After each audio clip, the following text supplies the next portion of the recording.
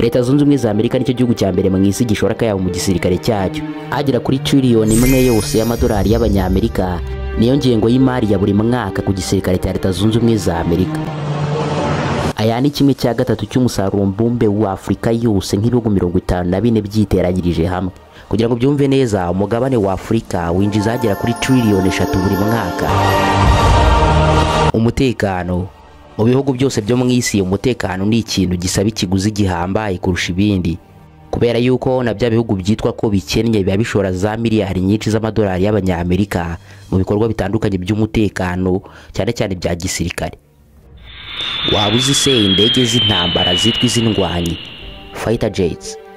Izi ngizi buri mwe yitwara ikiguzi gihambaye kugeza no muri za trillion nyinshi z'amadolari y'abanyamerika mu buzima bwazo. Hakaba za submarine, amato agendera munsi y'inyanja. Aya mato nayo atwara akavagari k'amafaranga kugira ngo abeho. Hari n'ibindi byinshi cyane utarondora bitwara akavagari k'amafaranga. Byumvikanisha uburyo ki igisirikare n'umutekano muri rusange ari ibintu bihambaye bishorwamo akayabo k'amafaranga kugira ngo bibashe kunozwa. Marvin Ninge, ibihugu 10 bya mbere muri Afurika bifite igisirikare gikomeye nibyo tugiye kugarukaho muri uyu mwanya. Ese wowe wumva yuko ari ikihe gihugu cyaba kiyoboye ibindi? Waba wumva yuko se igihugu cyawe nacyo cyagaragara kuri uru rutonde? Watanga igitekerezo cyawe muri comment. Ubwo twateguraga ikiganiro twifashishije inyandiko zitandukanye z'ibitangazamakuru byiganjemo ibyo hirya no hino muri Afurika, ariko by'umwihariko icyitwa Military Africa cyandika ku makuru atandukanye y'igisirikare ariko nanone ku mugabane wa Afurika. Niba rugambiro ugeze hano kuri Marvin Daily Official, ibuka gukanda subscribe ndetse ukane no kunzogera, maze byose byiza bibera hano bijye bikugeraho umunsi ku munsi. Murakaza neza. Ku mwanya wa mbere hari igisirikare cya Misiri, kimwe mu bihugu bya mbere byitwa ko biteye imbere mu mugabane wa Afurika, kikaba kibarizwa mu majyaruguru y'uwo mugabane. Iki gihugu ni kimwe mu bihugu bifite igisirikare gihambaye bitari ku mugabane wa Afurika gusa, ahubwo nahitwa mu burasirazuba bwo hagati, na cyane yuko cyagiye kigaragara mu ntambara zitandukanye zishingiye ku makimbirane ari hagati y'ibihugu by'Abarabu ndetse n'igihugu cya Israel. Mu bihugu bikeya byo ku mugabane wa Afurika bigera kuri 3 gusa bifite ubwato bwo munsi y'inyanja, habarizwamo n'iki gihugu cya Misiri. Ibi bihita byumvikanisha uburyo ki iki gihugu kiri mu byihariye, dore ko ubu bwato bwa submarine budatungwa n'ibihugu bibonetse byose, yaba ku kiguzi gihambaye ndetse no kuba ibihugu byose bitemerewe gutunga ubwo bwato. Urebeye ku rutonde rw'isi yose mu bihugu bifite igisirikare gihambaye, igihugu cya Misiri gisangwa ku mwanya wa 15. Iki gisirikare gifite abasirikare bagera ku 310 ndetse n'abandi 375 bazwi nka reserve troops badakora umunsi ku munsi. Ku ngengo y'imari y'igisirikare ya buri mwaka, igihugu cya Misiri gishora agera kuri miliyari 4 na miliyoni 500 mu bikorwa bitandukanye bya gisirikare. Iyo urebye usanga igisirikare cya Misiri kibarizwa mu bice bitatu bitandukanye nk'ibisangwa mu bihugu bisanzwe. Hakaba Egyptian Army, ingabo zirwanira ku butaka, Egyptian Navy, ingabo z'iki gihugu zirwanira mu mazi, ndetse na Egyptian Air Force, ingabo z'iki gihugu zirwanira mu kirere. Gusa hari irindi tsinda ritandukanye ryihariye ryitwa Egyptian Air Defense. Iri ni itsinda rifite ibisasu bya Misiri by'iki gihugu mu biganza, ndetse rikaba rishinzwe no kurwanya ibitero ibyo ari byo byose byaturuka mu kirere. Bimwe mu bihambaye ku gisirikare cya Misiri ni nk'indege z'indwanyi karabutaka zirimo nka J-10C yakorewe mu gihugu cy'Ubushinwa. Gusa indege z'ubu bwoko sizo zonyine igisirikare cya Misiri gifite, kuko zikunda no gutanga komande mu gihugu cy'Uburusiya ku ndege z'intambara zikanjemo izo mu bwoko bwa Sukhoi. Sibyo gusa, igisirikare cya Misiri gifite ibifaru bigera ku 5340 byiganjemo ibyitwa T-80 bikorerwa mu gihugu cy'Uburusiya. Ibyo byose byerekana uburyo ki igihugu cya Misiri aho kuba inshuti y'igihugu cya Leta Zunze Ubumwe za Amerika, ahubwo bifatanyije n'ibihugu byitwa iby'abanzi ba Leta Zunze Ubumwe za Amerika nk'Ubushinwa ndetse n'Uburusiya. Umwanya wa kabiri usangwaho igihugu cyo mu muryango w'Abarabu, nacyo igihugu cya Algeria. Nacyo ni kimwe mu bihugu bifite submarine, amato agendera munsi y'inyanja. Algeria nicyo gihugu cya mbere ku mugabane wa Afurika gishora akayabo mu bikorwa bya gisirikare. Agera kuri biliyoni 12 z'amadolari y'abanyamerika, Algeria ikaba yasohora mu mufuka buri mwaka nk'ingengo y'imari ya gisirikare. Igisirikare cya Algeria kigizwe n'ingabo zisaga 465. Aba bose bakaba bafite mu nshingano umutekano w'igihugu cya mbere kinini muri Afurika, gifite ubuso bwa kilometero kare 2,382. Nk'igihugu cya mbere muri Afurika gishora akavagari k'amafaranga mu bikorwa bya gisirikare rero, ni igihugu kigomba kuba gifite ibikoresho bihambaye, hakaba harimo ibifaru karundura bigera ku 2,000, indege z'intambara zisaga 300 ndetse n'ibindi bikoresho karundura bya gisirikare byiganjemo ibyakorewe mu Burusiya. Bimwe mu by'igisirikare cya Algeria gifite byanyuze mu biganza by'Abarusiya harimo nk'indege kabutindi z'intambara za MiG-29, Su-24M, Sukhoi Su-30MKA ndetse n'izindi zitandukanye. Si ibyo gusa kandi igisirikare cya Algeria gifite ibikoresho karundura bya gisirikare birimo na za misile ziteye ubwoba zirasa mu ntera ya kure. Misile ya mbere ihambaye igisirikare cya Algeria gifite ni yitwa Iskander E-system yakorewe mu gihugu cy'Uburusiya, ikaba ari nimwe mu bwoko igihugu cy'Uburusiya cyifashisha mu ntambara bahanganyemo na Ukraine. Iyi ni misile ifite ubushobozi bwo kurasa mu ntera y'ibirometero 250 uvuye ahirasiwe, ikaba ikorwa ku kiguzi cya miliyoni 4 z'amadolari. Igisirikare cya Algeria cyagiye kirwana urugamba mu bihe bitandukanye, nko mu myaka y'1990 ubwo Algeria yari ihanganye n'umutwe w'iterabwoba wa Al-Qaeda wari umaze igihe kinini warazengereje igice cya Afurika y'Amajyaruguru bagaba y'ibitero karabutaka. Ku mwanya wa gatatu hari igisirikare cya Afurika y'Epfo, South African National Defense Force SANDF. Afurika y'Epfo ni kimwe mu bihugu bya mbere bikomeye ku mugabane wa Afurika, hakaba hari n'abavuga yuko ari cyo gihugu cya mbere gikize ku mugabane wa Afurika, ahubwo ari igihugu cyari ku mugabane w'i Burayi maze kikisanga ku mugabane wa Afurika. Birumvikana rero igisirikare cy'igihugu gikomeye nacyo kigomba kuba gikomeye, kikaba ari igisirikare gikubiye mu mitwe itatu: South African Army, ingabo zirwanira ku butaka; South African Navy, ingabo zirwanira mu mazi; ndetse na South African Air Force, ingabo zirwanira mu kirere. Afurika y'Epfo nayo n'ibihugu bigenzi byayo twamaze kugarukaho nka Misiri ndetse na Algeria, ni igihugu gifite submarine, ubwato bwo munsi y'inyanja. Ubwoko bw'ubu bwato bwitwa Heroine Class, akaba ari submarine zakorewe mu gihugu cy'Ubudage mu ruganda rwitwa HDW. Iki gisirikare gifite n'indege z'intambara zirenga 20, ibifaru birenga 200 ndetse n'akajugujugu z'intambara zirenga 500 ziganjemo izo mu bwoko bwa Dino Rayvac zihambaye cyane zakozwe n'uruganda rw'iki gihugu bwacyo. Muri rusange igisirikare cya Afurika y'Epfo gifite ingabo zirenga 100,000 ziri mu kazi ndetse n'izindi 150 zibarwa nka reserve troops zidakora umunsi ku munsi. Aba bose bari mu biganza by'umugaba w'ingabo Lieutenant General Lawrence Kolekani Mbata w'imyaka 56. Umwanya wa kane, Nigeria, igihugu cya mbere muri Afurika gituwe n'abaturage benshi bagera kuri miliyoni 200 zose. Iki ni igihugu gituwe n'abaturage benshi bavuga indimi zitandukanye ndetse n'amoko atandukanye, wajya no mu myidagaduro mu cyitwa umuziki Afurika yose biririmba Nigeria. Gusa turi kuvuga ku gisirikare cy'iki gihugu bwacyo. Nigeria isohora agera kuri miliyaride 3,500,000 z'amadolari y'Abanyamerika mu bikorwa byose bya gisirikare, kandi akaba ari amafaranga ashorwa buri mwaka. Utitaye ku bibera muri Nigeria mu gihugu imbere, nko kuba abaturage bamaze igihe bigaragambya kubera ubuzima buhenze muri iki gihugu, igisirikare cy'iki gihugu kibitseho ibikoresho bihambaye birimo nk'akajugujugu karundura ya Mi-35 helicopter gunship. Kajugujugu bivugwa yuko ari igikoko gihambaye cyane ndetse kabirindwa mubi. Nanone igisirikare cy'iki gihugu gifite ibifaru bihambaye birimo nka T-72M1 bikorerwa mu gihugu cy'Uburusiya, hakaba na misile ya PL-9C air missile n'ibindi byinshi bihambaye bishimangira ubushongore n'ubukaka bw'igisirikare cya Nigeria. Abasaga 250 nizo ngabo z'igihugu cya Nigeria, bakaba babarizwa mu mitwe itandukanye ariyo Nigerian Army barwanira ku butaka, Nigerian Navy barwanira mu mazi ndetse na Nigerian Air Force barwanira mu kirere.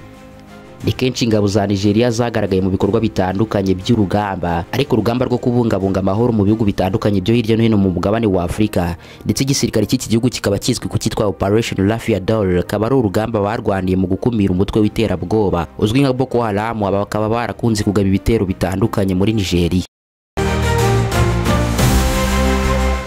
Ku mwanya wa gatanu hari igisirikare cy'igihugu cya Ethiopia National Defense Force. Mu bijyanye n'igisirikare, Ethiopia ishora asaga miliyari 1,600,000 z'amadolari y'Abanyamerika mu bikorwa byose bya gisirikare bya buri mwaka. Aba bafite ibisasu bihambaye bya misile birimo nka M20 short range ballistic missile, zikaba ari misile batumiza mu Bushinwa, bakagira ibifaru bisaga 100 byo mu bwoko bwa T-62 nabyo bikorwa n'Abarusiya. Indege z'intambara igisirikare cy'iki gihugu kibitseho nazo ziganjemo iziva mu Burusiya nka MiG-21, Su-27, Su-30 ndetse n'izindi. igihugu cya Angola nicyo kiza ku mwanya wa gatandatu. Muri raporo ya banki y'isi, Angola igaragara nk'igihugu kikiri mu nzira y'iterambere, ndetse mu myaka itari myinshi yatambutse iki gihugu cyagiye kivugwamo ibikorwa bitandukanye, ibyaha by'ubwicanyi, ibyo gufata ku ngufu ndetse n'ibindi byinshi bitandukanye byasigaga isura mbi iki gihugu. Gusa kuri ubu iki gihugu kiyobowe na Joao Lourenço kigenda kigaragaza icyizere uko imyaka igenda yicuma. Mu bijyanye n'igisirikare, Angola ishora agera kuri miliyari 1 na miliyoni 600 z'amadolari buri mwaka nk'ingengo y'imari mu bya gisirikare. Ni igisirikare kigizwe n'ingabo zisaga 110,000, kikaba cyarashinzwe mu mwaka w'1991 ubwo cyahabwaga izina rya Angolan Armed Force. Igisirikare cya Angola gifite ibifaru by'intambara bigera kuri 260, kajugujugu 300 ndetse n'indege karundura z'intambara zo mu bwoko bwa Sukhoi Su-27 fighter aircraft zikorerwa mu ruganda rwa Sukhoi rw'Abarusiya.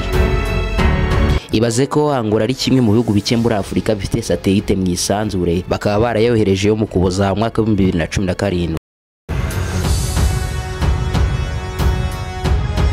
Ku mwanya wa 7 hari igisirikare cy'ubwami bwa Maroc, Royal Moroccan Armed Force. Ubu ni bumwe mu bwami bwa mbere bukize mu isi, bukaba buyobowe n'umwami Mohamed wa gatandatu. Nawe ni umusirikare kabuhariwe ku ipeti rya generali, akaba n'umugaba mukuru w'ingabo w'ikirenga mu gisirikare cy'ubwami bwa Maroc ayoboye. Ni igihugu rero gifite igisirikare gihambaye ndetse ku rutonde rw'ibihugu bya mbere muri Afurika bifite umutekano. Ni n'igihugu kandi kirimo abaherwe benshi batunze za miliyaridi nyinshi z'amadolari, biganjemo abo mu muryango w'ibwami. Buri mwaka Maroc isohora mu mufuka agera kuri miliyari 5 z'amadolari y'abanyamerika mu bikorwa byose bya gisirikare. Ni igisirikare gifite ingabo zigera ku 200,000 zikora umunsi ku munsi ndetse n'ingabo 150 zidakora umunsi ku munsi, zizwi nka reserve troops. Nko mu bindi bihugu babarirwa mu bice bitatu bitandukanye: Royal Moroccan Army barwanira ku butaka, Royal Moroccan Navy barwanira mu mazi, ndetse na Royal Moroccan Air Force barwanira mu kirere. Igihugu kibarwa mu bihugu rero bifite iterambere, ni igihugu gifite ikoranabuhanga rihambaye rya gisirikare n'ibikoresho bihambaye mu gisirikare cyacyo.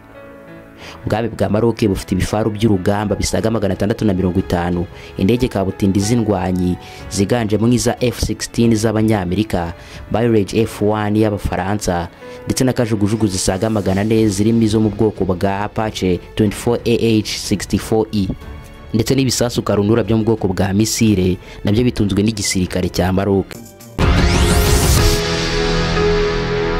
Tunisia niyo ya 8 nayo ikaba mu bihugu bibarizwa mu gice cy'amajyaruguru ya Afurika mu bihugu by'Abarabu. Ibyinshi muri ibi bihugu by'Abarabu byihariye ku kuba biteye imbere ugereranyije n'ibindi bihugu byo muri Afurika. Agera kuri miliyari 1 na miliyoni 200 z'amadolari y'abanyamerika rero buri mwaka Tunisia yasohora mu mufuka mu bikorwa byose bya gisirikare. Ingabo z'iki gihugu rero zisaga 90,000. Iki ni igisirikare gifite indege z'intambara zisaga 150, ibifari 145, ubwato bwa gisirikare 25 ndetse n'akajugujugu zisaga 100. Ni kenshi Tunisia yagiye yohereza ingabo zayo mu bikorwa bitandukanye byo kubungabunga amahoro hirya no hino mu mugabane wa Afurika, nko mu burasirazuba bwa Repubulika ya Demokarasi ya Kongo ndetse no muri Ethiopia. Igisirikare cya Kenya, Kenya Defense Force, ku mwanya wa 9. Iki gihugu akenshi na kenshi gifashwa n'igihugu cya Leta Zunze Ubumwe za Amerika mu buryo bweruye, atari mu bya gisirikare gusa ahubwo no mu bubanyi bw'ibihugu byombi.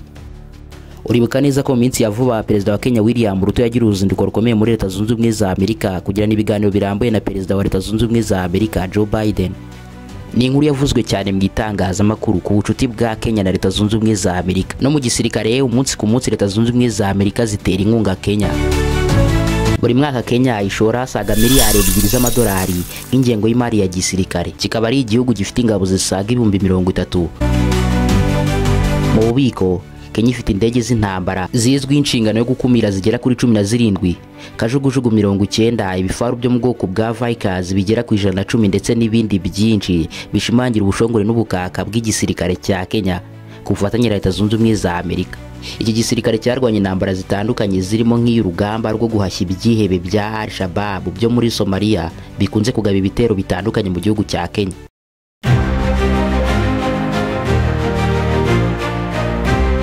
Igihugu cy'u Rwanda ku mwanya wa 10. Ihohoterwa, urugomo, ubwicanyi, ubujura n'ibindi byaha bitandukanye mu gihugu cy'u Rwanda biza ku kigero cyo hasi cyane ugereranyije n'ibindi bihugu byinshi muri Afurika. Hari ibitangazamakuru bitandukanye birimo ibyo muri Afurika, iby'abanyaburayi n'iby'abanyamerika byahurije ku kuba igihugu cy'u Rwanda kibarizwa ku mwanya wa kabiri mu bihugu bibarizwamo umutekano usesuye ndetse no ku banyamahanga. Ahubwo igisirikare cy'u Rwanda, Rwanda Defense Force, cyashinzwe nyuma ya jenoside yakorewe abatutsi, nyuma y'uko abahoze ari igisirikare cy'u Rwanda mu mwaka w'1994 bafite iyo nshingano abitwaga Force d'Armée Rwandais. Icyo gihe abenshi muri bo bareberaga ayo mahano akorwa ndetse ahubwo bamwe muri bo bakanayakora bitandukanye n'indangagaciro z'umusirikare.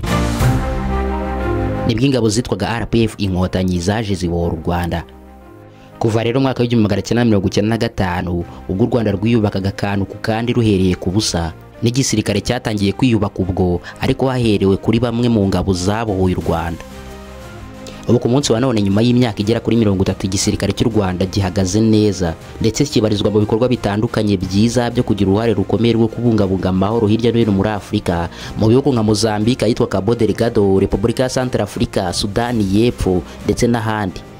Raporo y'umuryango w'abibumbye mu mwaka wa 2020 yashyize u Rwanda ku mwanya wa 3 mu bihugu byohereza ingabo zabyo gutanga ubufasha bwo kubungabunga amahoro bikorewe mu bihugu by'amahanga. Iyi raporo ikaba ivuga yuko ibihugu bya mbere bibiri ari Ethiopia ndetse na Bangladesh. Inavuga kandi yuko ingabo zisaga 6,000 zoherezwa n'u Rwanda muri ibyo bikorwa. Ngibi bihugu 10 bya mbere muri Afurika bifite igisirikare gikomeye nk'uko tubikesha igitangazamakuru cya Military Africa. Ese kuri wowe urabona urutonde rutondetse neza cyangwa hari ubundi buryo wabyumvagamo? Ubwo wabigaragaza muri comment. Wakoze kubana na Marvin Daily Official. Komeza kubana natwe kubw'ibindi byiza bitandukanye tuba twaguteguriye ukanda kuri video iri muri screen yawe.